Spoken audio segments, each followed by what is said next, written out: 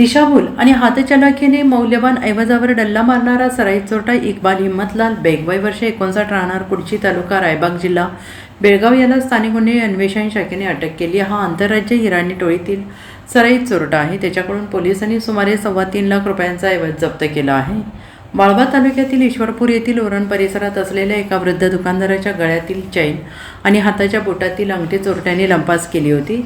मोटारसायकलवरून आलेल्या दोघांनी टपरीजवळ येऊन फिर्यादीस तंबाखू गुटखा आहे का असं विचारून फिर्यादीला कमी ऐकू येत असल्याचा फायदा घेऊन ही चोरी केली।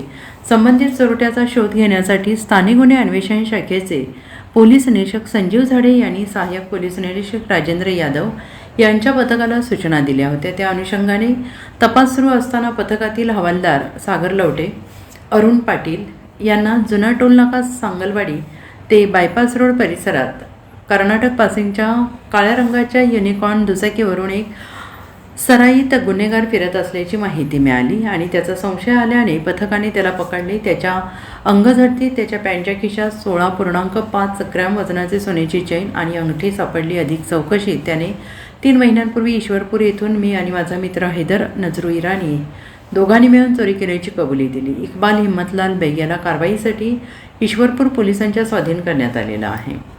Bureau report SPN Marathi Walwa.